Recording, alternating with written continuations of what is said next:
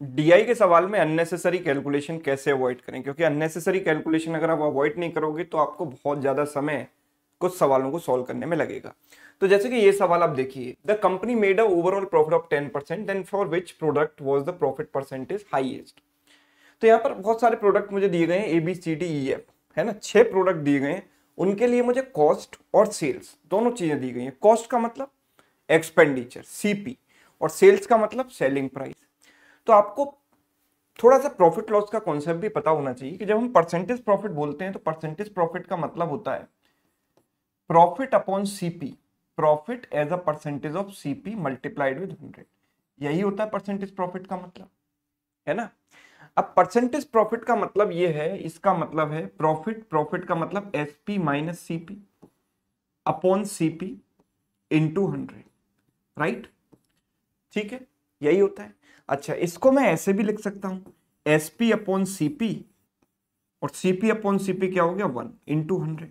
यानी percentage profit जो है वो आपका एसपी और सीपी के रेशियो पर डिपेंड कर रहा है। एसपी सीपी का रेशियो जितना ज्यादा होगा उतना ही परसेंटेज प्रॉफिट भी ज्यादा होगा, है ना। ये बात समझ में आ गई सभी को। अच्छा, अब यूजुअली लोग इस टाइप के सवाल में क्या करते हैं मैं बता रहा हूं। एक जनरल अप्रोच क्या होती है कि सर कॉस्ट और सेल्स दोनों ही नहीं दी गई और मुझे ये पता है कि ओवरऑल प्रॉफिट 10% है, तो सर मैं इसको 100 रुपए मान लेता हूं और इसको 110 रुपए मानता हूं। सर 110 मानूंगा तो उसका 12% निकालने पर पॉइंट में आएगा, 15% भी पॉइंट में आएगा। तो एक काम करता हूं सर, इसको 1000 और इसको 1100 मान लेता हूं, है ना। और इसके बाद मैं कैलकुलेट करता हूं ए के लिए कॉस्ट प्राइस और सेलिंग प्राइस, है ना। ए के लिए कॉस्ट प्राइस कितना होगा 15%, इस नंबर का कितना हो गया 150। और ए के लिए सेलिंग प्राइस कितना होगा 12% इस नंबर का, यानी 12 इंटू 11 132 रुपए। बी के लिए ऐसे ही निकालूंगा, फिर सी के लिए निकालूंगा, डी के लिए निकालूंगा, ई के लिए और एफ के लिए, सबके लिए सीपी और एसपी निकालूंगा और फिर सबके लिए प्रॉफिट परसेंट निकालूंगा और फिर मैं ये चेक करूंगा कि कौन सी वैल्यू हाईएस्ट है, राइट। अब ऐसे करोगे कम से कम मुझे लगता है कि 2-2.5 मिनट का समय तो एक ही सवाल में लगा दोगे, मिनिमम मानकर चलूंगा 2 मिनट तो आप लगा ही दोगे इस कैलकुलेशन में, राइट। हो गया काम, खत्म पेपर, राइट। तो ये आपको नहीं करना है। देखो इस सवाल को हम किस अप्रोच से करें, आप सबसे पहले ये बात समझो। हम ये कह रहे हैं कि सीपी और एसपी का जो एसपी और सीपी का जो भी रेशियो होगा उस पर डिपेंड कर रहा है प्रॉफिट परसेंट, जैसा कि अभी हमने देखा था।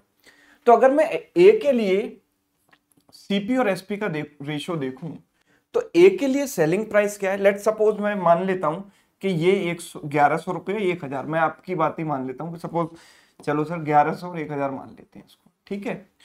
तो ए के लिए सेलिंग प्राइस क्या होगा 12 इंटू 11, भाई 12% इस नंबर का कितना होगा 12 इंटू 11, ये हो गया सेलिंग प्राइस ए के लिए। और कॉस्ट प्राइस कितना होगा 15% इस नंबर का, यानी 15 इंटू 10। अच्छा, बी के लिए अगर मैं यही काम करता हूं तो आप ये समझो कि बी के लिए परसेंटेज वैल्यू क्या है 15%, तो 15 इंटू 11, है ना। और बी के लिए कॉस्ट प्राइस क्या हो गया 17% इसका, यानी 17 इंटू 10। तो आप अगर एक चीज नोटिस करें तो ये 11/10 11/10 ही तो सारी कैलकुलेशंस में कॉमन होगा, यस और नो। ये 11/10 तो सभी में आएगा ना, A B C D E F. तो जो चीजें कॉमन होती हैं कंपैरिजन में उसका कोई भी रोल नहीं होता, राइट।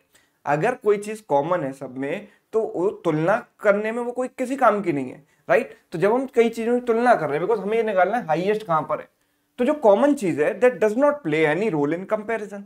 तो मतलब ये 11-10 होता या 12-10 होता या 25-50 कुछ भी होता, फर्क ही नहीं पड़ता। 10% की जगह कुछ और भी दिया गया होता तो हमारी इस कैलकुलेशन में इसका कोई भी रोल नहीं है, राइट। तो इसका कोई रोल नहीं है, तो हमें क्या देखना है सिर्फ ये रेशियो, ये जो परसेंटेज वैल्यू दी गई है इनका रेशियो देखना है। जहां पर ये हाईएस्ट होगा वहां पर प्रॉफिट परसेंट भी हाईएस्ट हो जाएगा। तो आप देखो ए के लिए अगर मैं देखूं तो ए के लिए आप रेशियो देखो तो ए के लिए है एसपी सीपी के परसेंटेज का रेशियो 12/15, तो ए के लिए है 12/15। बी के लिए रेशियो क्या है, बी के लिए है 15/17, 15/17। सी के लिए अगर मैं रेशियो देखूंगा तो सी के लिए रेशियो है 25/20, ओके 25/20, ठीक है। डी के लिए रेशियो क्या है, डी के लिए रेशियो है 13/18, 13/18। ई के लिए रेशियो है 21/19, 21/19।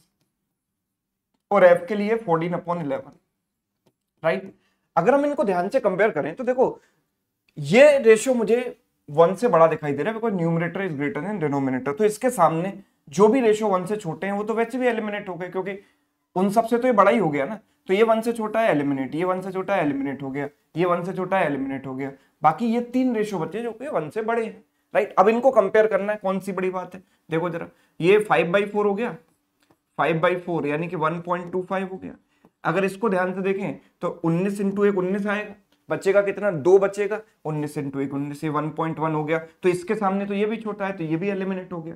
अब ये बचा, इसको देखो 11 इंटू 1 11 बचा, 11 इंटू 11 बचेगा 3, 11 इंटू 2 22 बचेगा 8, 11 इंटू 7 77। अब इन दोनों में कौन बड़ा है, ये बड़ा है, तो ये एलिमिनेट कर दो, ये हो गया। तो प्रोडक्ट एफ के लिए जो प्रॉफिट परसेंटेज है वो हाईएस्ट है। हाईएस्ट प्रॉफिट परसेंटेज किस पर है, प्रोडक्ट एफ पर है, राइट। तो हमें कुछ भी नहीं करना था, ये 10% भी अननेसेसरी था। हमें सिर्फ और सिर्फ इस टाइप के सवालों में क्या करना है, इन दोनों परसेंटेज वैल्यूज का रेशियो देखना है। और ऐसा क्यों करते हैं इसका कॉन्सेप्ट भी मैंने आपको समझा दिया, राइट। अब सारी चीजें अगर आपको समझ में आ गई हो तो इस सवाल का आंसर आप मुझे कमेंट करके बताएंगे। On at least how many product should the company make a profit so as to make overall profit. Company को कम से कम कितने प्रोडक्ट्स पर प्रॉफिट चाहिए ताकि उसे ओवरऑल प्रॉफिट हो जाए, है ना, ओवरऑल वो प्रॉफिट में चली जाए। तो ये सवाल आपके लिए होमवर्क है, लॉजिकल है, सोचिएगा इसमें, और जो भी आपका आंसर आए वो मुझे कमेंट करके बताइएगा। सेशन आपको कैसा लगा ये भी बताना। अगर अच्छा लगा है तो वीडियो को लाइक और शेयर जरूर कर दें, और अगर आप चैनल पर नए हैं तो चैनल को सब्सक्राइब करना ना भूलें। Thank you so much.